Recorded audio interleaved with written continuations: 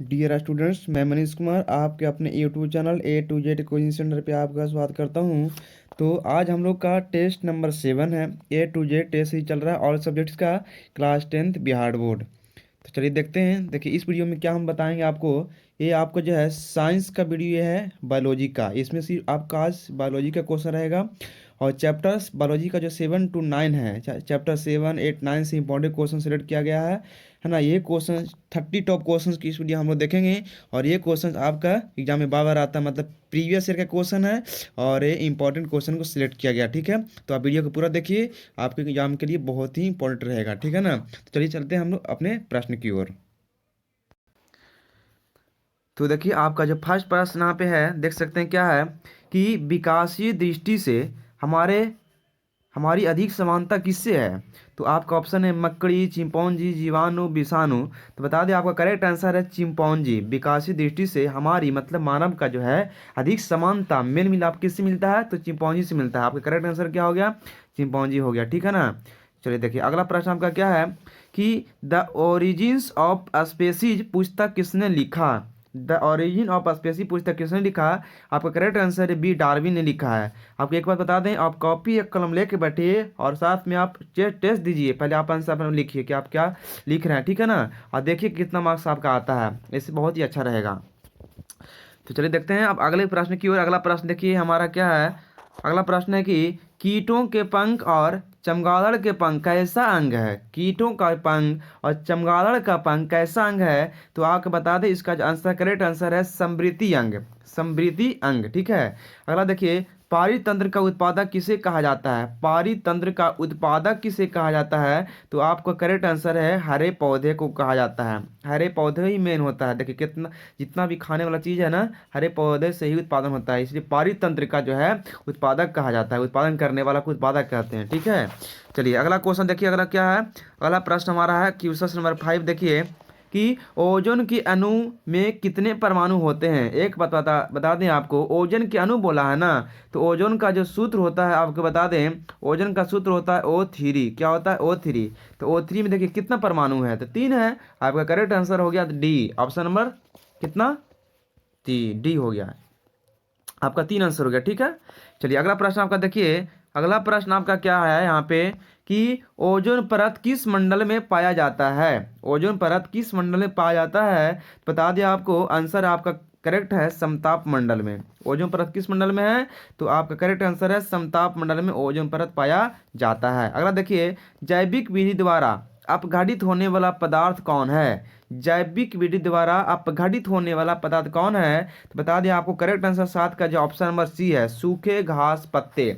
ये सब जो है जैविक विधि द्वारा अपघटित हो जाता है, मतलब कि सड़ गल जाता है ना। जैविक विधि के द्वारा जैसे मिट्टी के अंदर अगर कुछ सूखे घास पत्ते को अगर हम डाल देते हैं तो वह सड़ गल जाता है, उसका अपघटन हो जाता है, मैंने अपघटित होने वाला पदार्थ बोल सकते हैं, ठीक है। चलिए आपका अगला प्रश्न देखिए क्या है। अगला प्रश्न हमारा है कि वैश्विक उष्मन के लिए उत्तरदायी कौन है। उष्मन के लिए उत्तरदायी है। आपका ऑप्शन नंबर बता दें आपको, 8 का correct answer option number A है, CO2 उत्तरदायी इसका है, ठीक है। बोला चिपको आंदोलन कब हुआ, तो बता दें आपको चिपको आंदोलन हुआ ऑप्शन नंबर इसका 20 सही जवाब है 1970 में। चिपको आंदोलन कब हुआ, 1970 में, याद रखिएगा। देखिए अगला प्रश्न हमारा क्या है। अगला है गंगा कार्य योजना प्रारंभ कब हुआ। गंगा कार्य योजना प्रारंभ कब हुआ, तो बता दें आपको 10 का सही जवाब ऑप्शन नंबर डी है 1985 में। गंगा कार्य योजना कब प्रारंभ हुआ, 1985 में। अगला है सरदार सरोवर बांध किस नदी पर है, तो बता दें आपको 11 का आंसर जो है आपका ऑप्शन नंबर सी सही जवाब है, नर्मदा नदी पर। सरदार सरोवर बांध किस नदी पर है, नर्मदा नदी पर, गुजरात में है, याद रखिएगा, ठीक है ना। चलिए अगला प्रश्न देखें हम लोग। अगला प्रश्न की बात कर लें तो बोला डेंगू उत्पन्न करने वाला मच्छर किस तरह के जल में होता है। अब देखिए सबका जो आंसर मारेंगे ना कि डेंगू उत्पन्न करेगा का मच्छर जो है, सब मारते हैं गंदा जल। लेकिन आपका जो सही जवाब है ऑप्शन नंबर बी साफ जल है। कौन से जल में, साफ जल में। ऑप्शन 12 का आंसर आपका हो गया ऑप्शन नंबर बी सही जवाब है। डेंगू उत्पन्न करने वाला मच्छर जो किस जल में होता है, तो साफ जल में होता है, गंदा जल में नहीं होता है, ठीक है ना। अगला देखिए बोला यूरो 2 का संबंध किस प्रदूषण से है। यूरो 2 का संबंध किस प्रदूषण से है, तो 13 का आपका सही जवाब है ऑप्शन नंबर बता दें सी, वायु से, वायु प्रदूषण से। यूरो 2 का संबंध किससे है, तो वायु प्रदूषण से संबंधित है, याद रखिएगा इस प्रश्न को आप। चलिए अगला प्रश्न हमारा है कौन जैव अनवनीकरणीय पदार्थ है। कौन जैव अनिम्नकरणीय पदार्थ है? तो 14 का आपका करेक्ट आंसर है ऑप्शन नंबर ए सही जवाब है डीडीटी। क्या सही जवाब है? डीडीटी। अगला, टिहरी बांध किस राज्य में है? टिहरी बांध किस राज्य में है? तो बता दें आपको, इसका सही जवाब है 15 का ऑप्शन नंबर डी। डी में क्या देखिए उत्तराखंड है। तो टिहरी बांध किस राज्य में? तो उत्तराखंड में है, याद रखिएगा। चलिए अगला प्रश्न हमारा क्या है?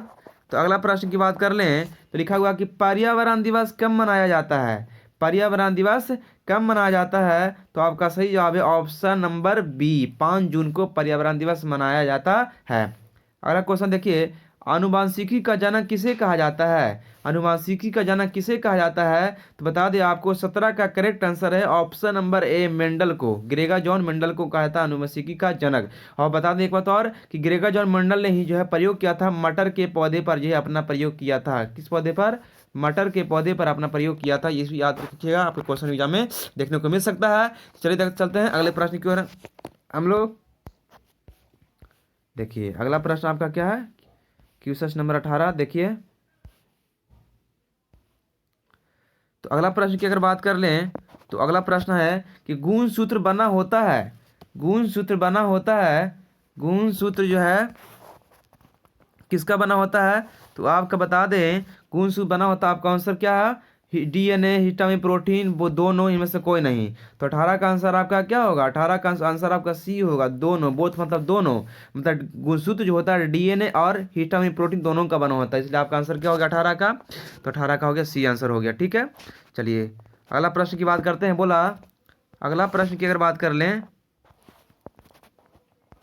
तो बोला कि पुरुष में लिंग गुणसूत्र होता है। पुरुष में लिंग गुणसूत्र होता है। तो 19 नंबर की अगर बात कर लें तो 19 नंबर का आपका सही जवाब है option number B, X Y होता है। एक बात बता दें यहाँ पे आपको कि महिला में जो होता है, स्त्री में होता है गुणसूत्र एक्स एक्स होता है और पुरुष में गुणसूत्र एक्स वाई होता है ना। अब एक बात ये भी जान लीजिए कि एक्स एक्स अगर रहेगा तो लड़की का जन्म होता है, और जब एक्स वाई बनेगा, मिल टूट कर बनेगा, तो लड़का का जन्म होता है। अब देखिए एक्स एक्स स्त्री में होता है और एक्स वाई पुरुष में होता है। और जब टूटेगा तो जब देखिए लड़की, जब क्या बोले कि एक्स से टूट कर बनेगा ना तो लड़की जन्म लेगा, और एक्स वाई मिलेगा तो लड़का जन्म लेगा। इस बात को याद रखिएगा, ये आपके क्वेश्चन पूछ सकते हैं एग्जाम में। ठीक है ना। चलिए अगला प्रश्न भी चलते हैं हम लोग अगला प्रश्न की ओर। अगला प्रश्न हमारा है कि आनुवांशिकी गुण उत्तर के लिए किसके लिए उत्तरदायी है? आनुवांशिकी गुण किसके लिए? आनुवांशिकी गुण किसके लिए उत्तरदायी है? जीन के लिए, डीएनए के लिए, आरएनए के लिए? तो बता दें आपको 20 का जो सही जवाब है ऑप्शन नंबर ए, जीन के लिए। आनुवांशिकी गुण किसके लिए उत्तरदायी है? जीन के लिए उत्तरदायी है। ठीक है ना। चलिए अगला प्रश्न की बात कर लेते हैं। अगला प्रश्न आपका है कि प्राकृतिक चयन का सिद्धांत कौन दिए? प्राकृतिक चयन का सिद्धांत कौन दिए? आपका आंसर है डार्विन ने दिए। कौन दिए थे? डार्विन प्राकृतिक चयन का सिद्धांत दिए थे। इस बात को आप याद रखिएगा। ठीक है ना। चलिए अगला प्रश्न की बात कर लेते हैं। क्वेश्चन नंबर हम 22 की बात कर लेते हैं। तो 22 में आपका है विश्व ओजोन दिवस कब मनाया जाता है? विश्व ओजोन दिवस कब मनाया जाता है? तो आपका क्वेश्चन नंबर 22 का जो आंसर है सी सही जवाब है 16 सितंबर को। 16 सितंबर को विश्व ओजोन दिवस मनाया जाता है। पृथ्वी का छतरी किसे कहा जाता है? पृथ्वी का छतरी किसे कहा जाता है? तो 23 का बी आपका सही जवाब है, ओजोन परत को पृथ्वी का छतरी कहा जाता है। याद रखिएगा। सुंदरवन राष्ट्रीय उद्यान कहाँ है? सुंदरवन राष्ट्रीय उद्यान कहाँ है? तो आपको इसका आंसर जो है बता दें आपको, सुंदरवन राष्ट्रीय उद्यान कहाँ है? आपका सही जवाब है पश्चिम बंगाल। सुंदरवन राष्ट्रीय उद्यान कहाँ है? पश्चिम बंगाल में है। ठीक है ना। अगला क्वेश्चन देखिए, निम्न में कौन आहार श्रृंखला का निर्माण करती है? निम्न में कौन जो है आहार श्रृंखला का निर्माण करती है? तो आपका देखिए ऑप्शन में ए में बकरी, गाय, हाथी है। तो इसका जो बता दें आपको कि 25 का सही जवाब जो होगा आपका ऑप्शन नंबर सी सही जवाब है ना। क्यों सही जवाब बता दिया आपको कि देखिए घास को खाता है बकरी और बकरी को खाता है मानव, खाता है ना। अच्छा बकरी को गाय खाता है? नहीं, तो नहीं होगा। घास को मछली खाता है? नहीं खाता है, ये गलत हो गया। लेकिन घास को बकरी खाता है, बकरी को मानव खाता है, इसलिए आपका सही जवाब हो गया। याद रखिएगा। तो आहार श्रृंखला के मतलब उसको खाता है, उसको खाता है, उसको खाता है, इस प्रकार से आपका आंसर जो ऑप्शन में लगेगा। आंसर में सी आपका सही जवाब है। ठीक है ना। देखिए 27 की अगर बात कर लें तो 27 नंबर क्वेश्चन के आपका क्या है? घास, हिरन, सिंह में आपका घटक वर्ग कौन है? तो बता दिया आपको इसका सही जवाब क्या है? तो 26 का ऑप्शन नंबर आपका सी सही जवाब है। सी माने सिंह, है ना। अपघटक वर्ग के मतलब कि देखिए क्या हुआ, अपघटक वर्ग, घास हिरण सी में अपघटक वर्ग कौन हुआ, तो जो समथी समती में रहेगा ना वो अपघटक वर्ग होगा, और शुरू में रहेगा उत्पादक होगा, ठीक है ना। तो यहाँ पे घास जो है उत्पादक वर्ग आपका है, और सी जो है अपघटक वर्ग है, मतलब घास को खाता हिरण और हिरण को खाता सिंह, तो सी हो गया लास्ट में है तो आपका अपघटक हो गया यहाँ पे, ठीक है। तो अगर देखिए बोला घास टिड्डा मेढक सांप बाज में उत्पादक वर्ग कौन है, तभी आपको बताया ना कि शुरू में रहेगा उत्पादक वर्ग होगा, डायरेक्शन के जो शुरुआत में रहेगा उत्पादक वर्ग होगा। तो आंसर आपका 27 का आंसर क्या होगा बताइए, 27 का आपका सही जवाब क्या हो जाएगा, ऑप्शन नंबर ए सही जवाब है घास। हाँ घास उत्पादक वर्ग हो गया। अगर इसमें पूछ दिया आपको कि इसमें अपघटक वर्ग कौन है, तो आपका सही जवाब क्या हो जाएगा, बाज हो जाएगा, क्या हो जाएगा, बाज हो जाएगा। लेकिन आंसर यहाँ पे आपका ऑप्शन नंबर ए घास होगा उत्पादक वर्ग, ठीक है। चलिए अगला प्रश्न की चलते हैं। तो देखिए अगला प्रश्न हमारा क्या है, बोला कि प्रत्येक जीव की आनुवांशिक इकाई क्या है, प्रत्येक जीव की आनुवांशिक इकाई क्या है, तो आपका ऑप्शन सी सही जवाब है डीएनए, आनुवांशिक इकाई। आनुवांशिक इकाई बचपन से ही है ना, डीएनए के किसी का अगर डीएनए जांच होगा तो ये मालूम कर सकते हैं कि किसका वो वंश है, किसका हुआ है ना औलाद है, संतान है। तो प्रत्येक जीव की आनुवांशिक इकाई जो होता है डीएनए होती है, तभी तो बोलते हैं कि तुम्हारा डीएनए मिलता है कि नहीं मिलता है, माता पिता से डीएनए उसका मिलता है कि नहीं मिलता है। तो डीएनए के द्वारा जो है पता कर सकते हैं कि किसका संतान है ना, डीएनए मिलाकर। तो डीएनए जो है आनुवांशिक इकाई होती है प्रत्येक सजीव का, प्रत्येक जीव का, याद रखिएगा। ओजोन परत क्षय अपक्षय का मुख्य कारक क्या है, तो CFC क्लोरोफ्लोरोकार्बन आपका सही जवाब है ऑप्शन नंबर डी क्लोरोफ्लोरोकार्बन, ठीक है। चलिए आपका इस वीडियो का लास्ट प्रश्न है, आपका इस वीडियो का लास्ट प्रश्न है क्या, देखिए कि मेंडल ने किस पौधे पर अपना प्रयोग किया था, तो आपको पहले ही बता दिए थे कि मटर के पौधे पर मेंडल ने अपना प्रयोग किया था। मेंडल ने अपना प्रयोग किस पौधे पर किया था, मटर के पौधे पर प्रयोग किया था। और देखिए ये बाई M.K. सिन्हा, तो मैं M.K. सिन्हा आप लोग के सामने इस तरह की वीडियो ला रहा हूँ। अगर आपको वीडियो पसंद आया है तो आप वीडियो को सब्सक्राइब जरूर, वीडियो को लाइक जरूर कर दीजिए और दोस्तों के पास शेयर कर दीजिए ताकि उन्हें भी इस वीडियो के बारे में मालूम पड़ जाए, ठीक है ना। और इसी तरह का आपको प्रत्येक हिंदी संस्कृत सभी मैथ सभी टॉपिक का वीडियो मिलेगा इस चैनल पे, तो चैनल पे सब्सक्राइब कर दीजिए, लाइक कर दीजिए, शेयर कर दीजिए वीडियो को अपने दोस्तों के पास। अगले हम लोग वीडियो मिलेंगे, तब तक के लिए विदा लेते हैं। Thanks for watching, bye bye, जय हिंद जय भारत।